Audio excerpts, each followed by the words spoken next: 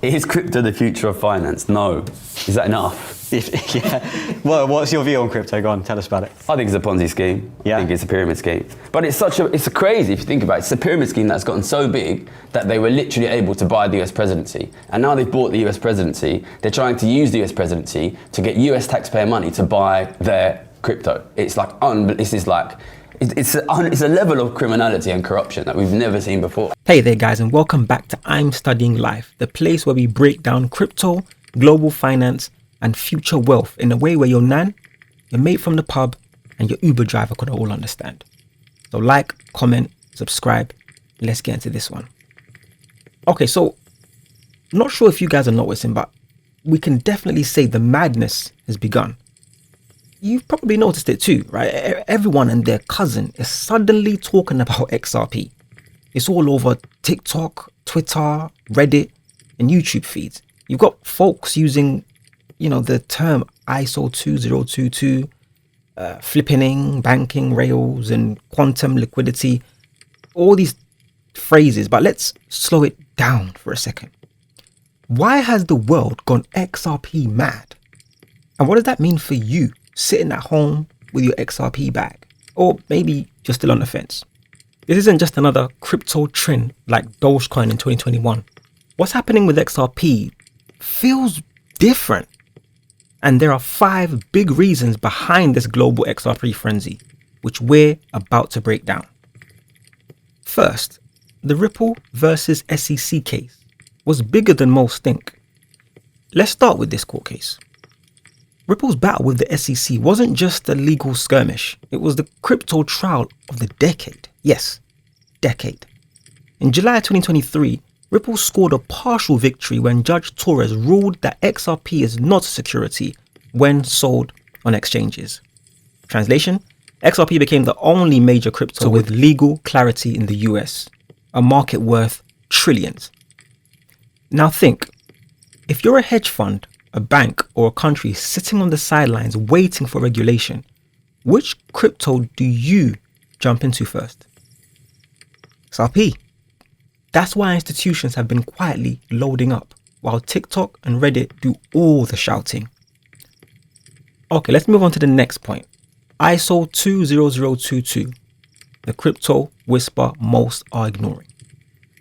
This part doesn't get enough attention outside hardcore crypto circles. ISL 2022 isn't some trend. It's a new international messaging standard for banks and financial institutions. By the end of 2025, it will be the mandatory format for cross-border payments.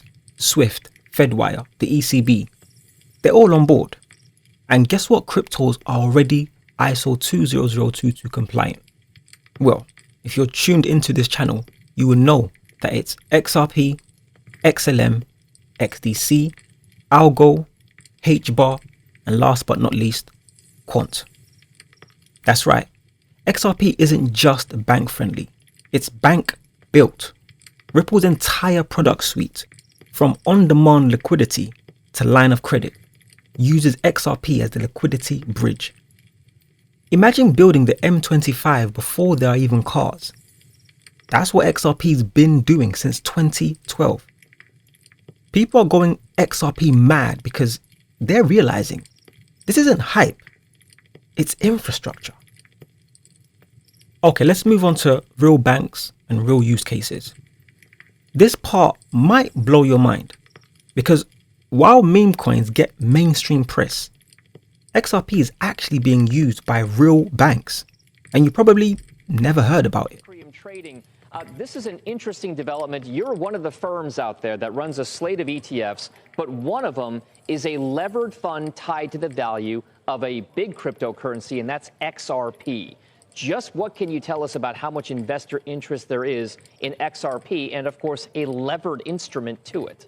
Well, thank you, Don. There's enormous interest in XRP. They call it the XRP Army, and I realize they call it that for a reason. We launched this fund. It'll be 16 weeks tomorrow, and the money that's come in is quite extraordinary. Hundreds of millions of dollars have come in. It's our most successful fund. We're 16 years old today when I incorporated the company, coincidentally, and we've never seen a response like that.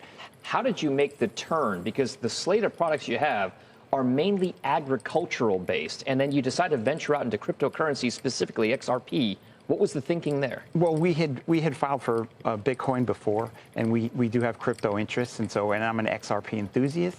And when I saw the opportunity to file and get it approved, and really not holding XRP itself, but holding the derivatives so that we could leverage it and give investors what they want. They clearly want some leverage. We got a great ticker, double XRP, XXRP, and it took off. It was a big hit immediately, right out the door. And if you could put on a forecasting hat, as somebody who looks at the fund flows, looks at the industry, where do you think else in the crypto sphere is ripe for even more activity with regard to cryptocurrencies that's outside the realm of XRP, Ethereum, and of course, Bitcoin? Honestly, I think picking the next coin is harder than people need to catch the wave of what crypto and the blockchain is doing to business. This really is the internet in the 1990s. I think there's a sea change coming, and picking the companies that are going to use whatever cryptocurrency comes next is going to be the big trick and the trick to big wealth. Do you think that there is going to be an ETF boom in companies in that ecosystem? No question.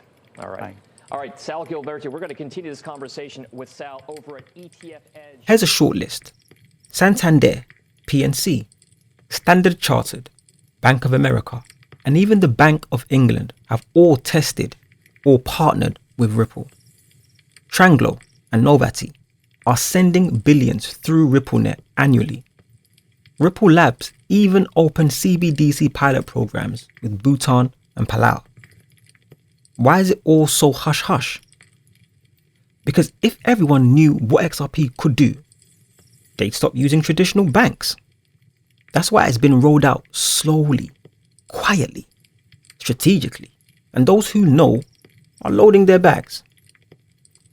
We now arrive at XRP supply shock. Here's what's really fueling the madness. The maximum supply of XRP is 100 billion. Around 56 billion are circulating, and Ripple holds the rest in escrow, releasing 1 billion monthly. But with banks entering, retail grabbing millions, and XRP being used as a bridge asset, that supply might not last forever. You got whales buying up XRP quietly on OTC desks, governments exploring XRP rails for remittances. The demand is increasing. The supply, not so much. And in crypto, scarcity plus demand equals madness. What you need to understand is that the crypto market has changed. XRP didn't miss its chance.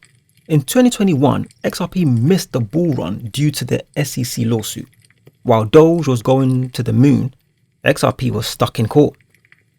But now, Bitcoin's up over 130% from its lows.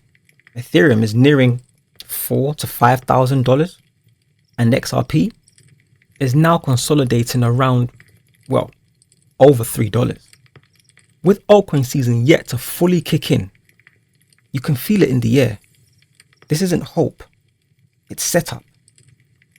It's fair to say everyday people are realizing they can be their own bank. Ripple's native token XRP rose about 4% after the crypto firm and Bank of New York Mellon announced today that the bank will be the primary custodian for Ripple's US dollar-pegged stablecoin reserves going forward. The partnership should enhance regulatory compliance for Ripple, the issuer of Ripple USD, and boost institutional credibility for the firm, as well as the fast-growing stablecoin industry. Ripple CEO Brad Garlinghouse joined CNBC's Squawk Box this morning to discuss the new partnership and why the firm chose BNY.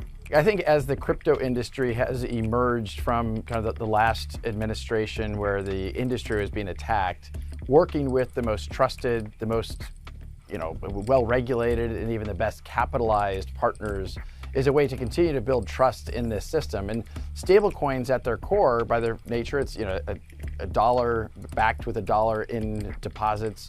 BNY Mellon has, for a very long time been amongst the most trusted partners out there for as a custody bank. So we're really pleased. We think it's indicative of the shift of tide where we've had headwinds for this industry are now becoming tailwinds, and I think we're going to see a lot of growth.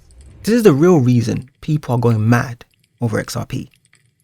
Because they're tired of waiting for interest rates to go up while banks loan out your savings, waiting to send money overseas, waiting for governments to stabilize the economy, waiting to buy homes that keep rising out of reach. With XRP, they're realizing they can move money globally in seconds. They can lend out assets via DeFi. They can earn yield. They can own a piece of the financial future. It's a parallel banking system, and once you see it, you can't unsee it. So now let's make this personal. Are you one of the people going XRP mad? Are you stacking quietly? Are you telling your cousin, but he still thinks Dogecoin will flip XRP? Let us know in the comments. How long have you held XRP? Do you think XRP will be the next Bitcoin style success? And what do you believe is a realistic price target for this cycle? We want to hear your predictions. And who knows, we might feature the smartest or wildest take in our next video. If you're already in XRP, this is the calm before the storm. Your job now? DCA smart. Stay updated on Ripple's legal and business moves. Avoid hype. Look out for utility. If you're still on the sidelines, ask yourself, when else in my life have I seen a tech being adopted before it goes mainstream and missed it? Don't be Blockbuster in a Netflix world, okay? So there you have it. Why the world's gone XRP mad. The banks know it, the whales know it, and if you're watching this, you know it too.